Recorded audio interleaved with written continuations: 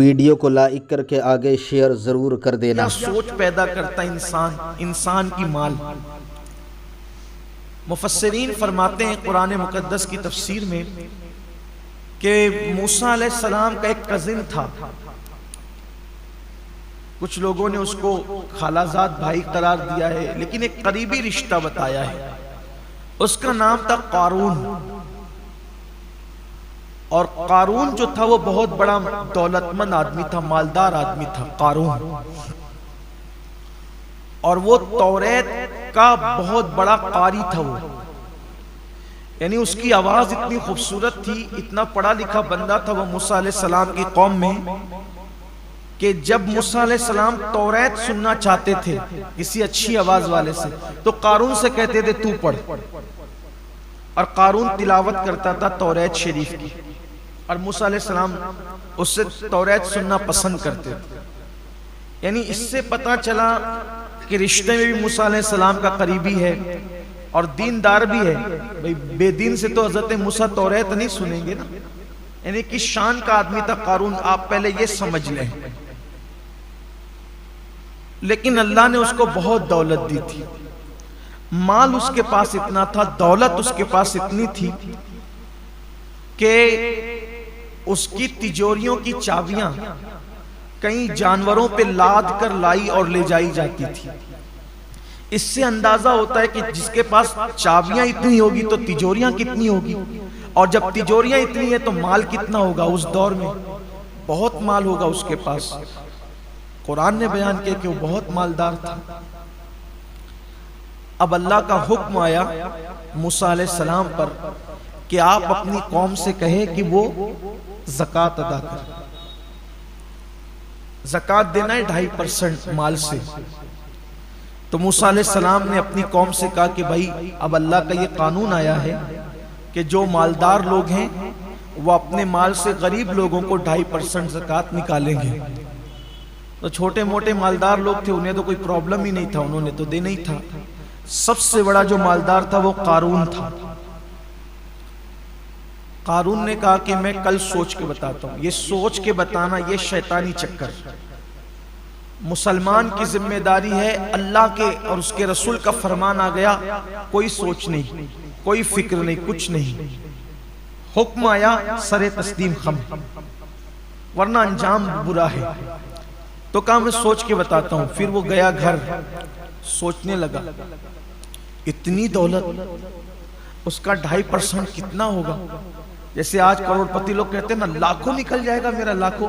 अरे करोड़ों तो दिया अल्लाह ने है ना, लाखों निकला तो तूने दिया क्या। और उस पे वादा भी है, एक देगा तो मैं कम से कम 10 दूंगा, कम से कम 70 दूंगा, 700 दूंगा, और अगर नियत में और खुलूस है तो मैं तुझे बेहिसाब अता करूंगा।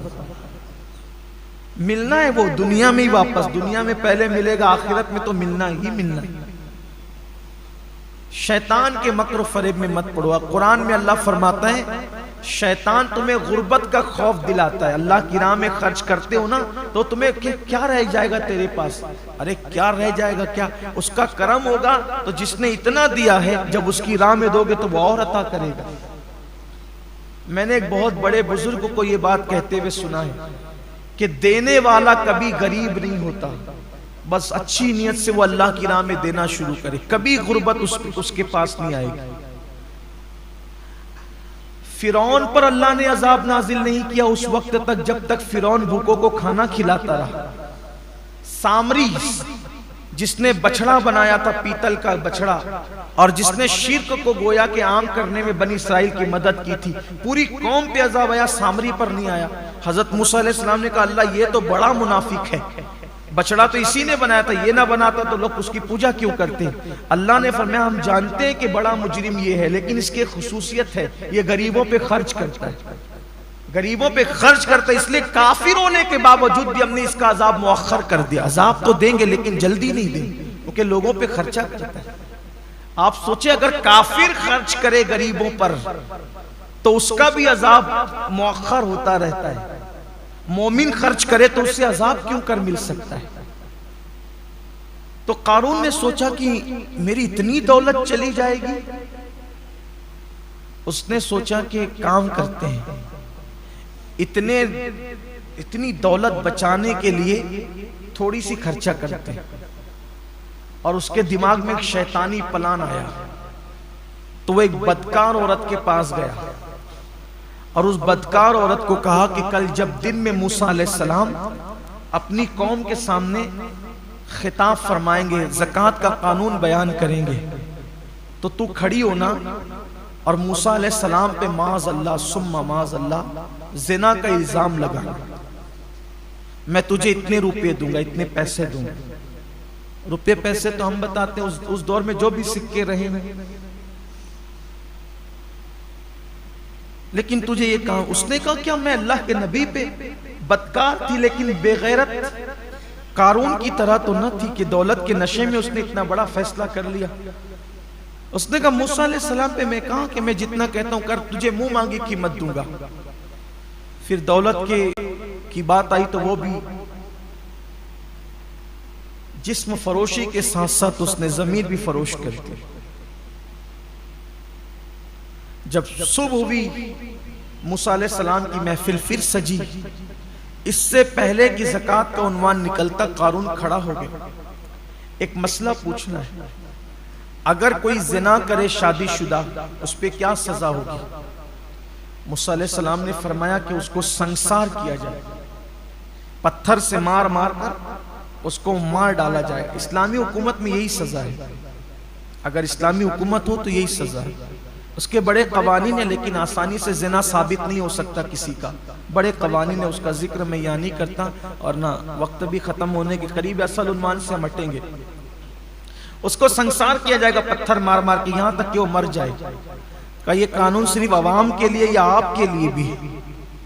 अल्लाह के पैगंबर ने कहा ये अल्लाह का कानून सबके लिए।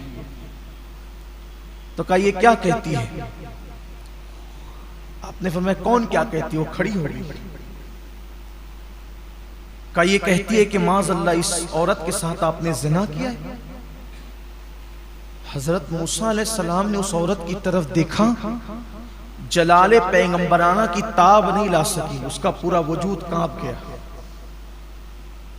और कांप गया तो उसने कहा अल्लाह के नबी मैं ऐसी बात नहीं कहती, इसने मुझे मुंह मांगी कीमत देने पे, आप पे इल्जाम लगाने पे मजबूर किया, बस इसलिए कि इसकी ज़कात की रकम बच जाए, इसने ये खेल खेला है। हजरत मूसा तो जलाली थे, जब जलाल में आते थे आपके बाल जिस्म के कपड़ों के बाहर निकल जाते थे। आपके बाल अल्लाह ने कुदरती तौर पे इतने बड़े दिए थे कि जब जलाल में आते थे तो आस्तीन और कपड़ों के बाल खड़े होकर बाहर निकल जाते थे और अमामे से शोले उठते हुए नजर आते थे। बड़े जलाली पैगंबर थे। तो हालत जलाल में तो आपने उसकी तरफ देखा तो उसने तो कहा कि आप पे इल्जाम लगाने के लिए इसने मुझे तैयार किया है। आपने आसमान की तरफ उसी हालत में आंख उठाई, कहा जो तेरे मासूम पर इस तरह का इल्जाम लगाए सिर्फ ज़कात बचाने के लिए, अब उसका क्या अंजाम होगा? अज़राए अदब कोई सजा तजवीज़ नहीं की, अल्लाह से कहा अब उसका क्या अंजाम होगा? अल्लाह ने कहा ये तेरा मुजरिम है, तू खुद सजा मुकर्रर करेगा कि अंजाम क्या होगा। तो हज़रत मूसा अलैहिस्सलाम ने कहा जमीन धसा इसको अपने अंदर, जमीन इसको अपने अंदर धसा। वीडियो अगर अच्छा लगा हो तो लाइक करके आगे शेयर ज़रूर कर देना।